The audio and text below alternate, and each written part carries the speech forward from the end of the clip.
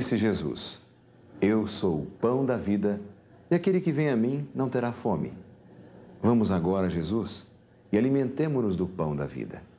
Jesus é o maravilhoso dom celeste. A Bíblia diz: há um só Senhor, uma só fé, um só batismo. Efésios 4:5. Se cremos que existe um só Senhor e Salvador, também devemos crer que existe um só batismo. O batismo foi ordenado por Cristo nas palavras: Ide, portanto, fazei discípulos de todas as nações, batizando-os em nome do Pai, e do Filho e do Espírito Santo. Como vemos, o batismo é parte da comissão ou encargo dado por Cristo aos discípulos antes da sua volta para o céu. Que simboliza o batismo? A resposta está nessas palavras de São Paulo: Ou porventura ignorais que todos os que fomos batizados em Cristo Jesus fomos batizados na sua morte? Fomos, pois, sepultados com ele na morte pelo batismo, para que, como Cristo foi ressuscitado dentre os mortos pela glória do Pai, assim também andemos nós em novidade de vida. Romanos 6, versículos 13 e 4. A cerimônia batismal é a cerimônia que mexe com o coração da gente e também movimenta os anjos de Deus no céu.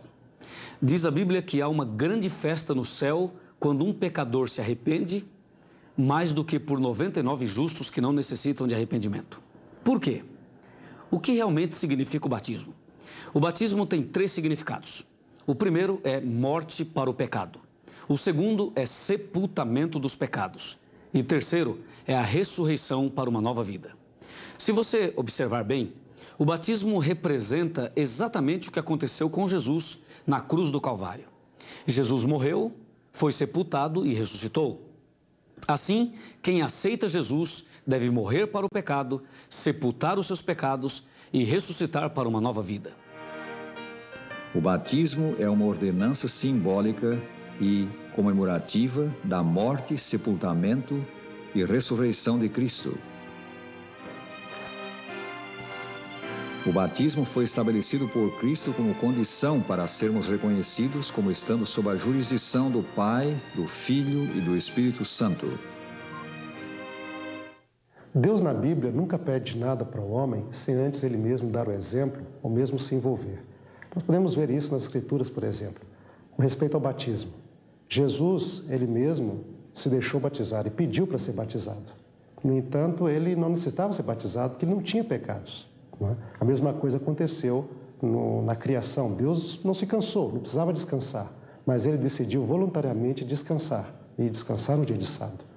A conclusão lógica que nós tiramos disso é o seguinte: se Jesus, por exemplo, que era sem pecado, se batizou, quem então não necessita batizar-se? Se Deus, que não precisa descansar, descansou no dia de sábado, quem então não deveria descansar nesse mesmo dia? O batismo significa a lavagem dos pecados. Como lemos na Escritura: E agora por que te demoras? Levanta-te, recebe o batismo e lava os teus pecados, invocando o nome dele. Atos 22, 16. O batismo nos une a Cristo, porque todos quantos fostes batizados em Cristo, diz São Paulo, de Cristo vos revestistes. Gálatas 3, 27.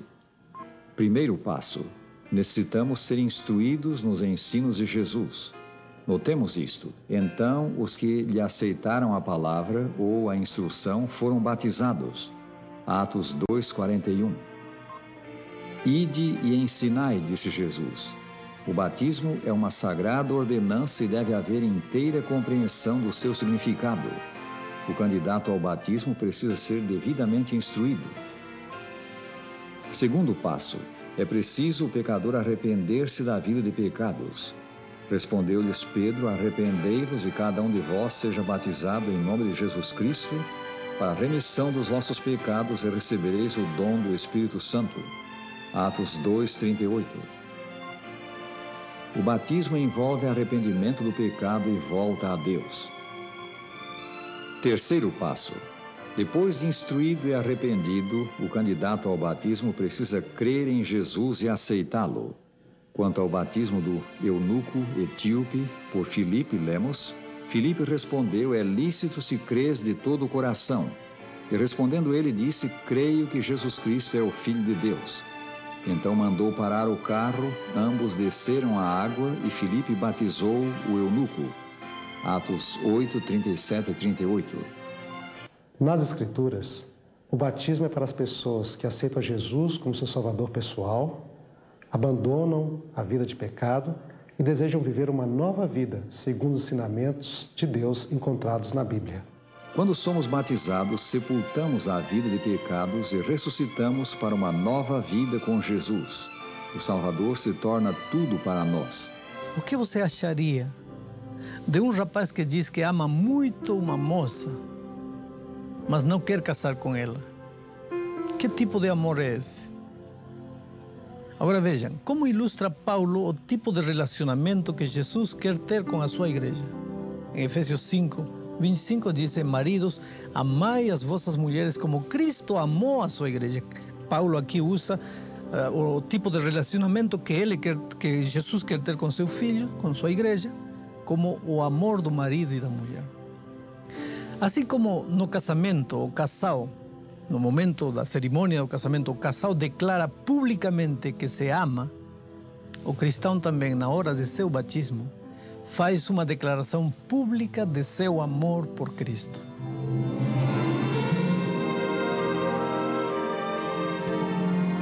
O batismo ensinado pelas Escrituras é o batismo por imersão. A palavra grega da qual deriva a nossa palavra batismo significa imergir, mergulhar. Assim foi Jesus batizado por João Batista. Ele foi mergulhado na água. Jesus é o nosso exemplo. Do modo como ele foi batizado, assim devemos nós também ser. Como ainda há pouco mencionamos, a palavra batismo vem de uma palavra cujo sentido é imergir, mergulhar.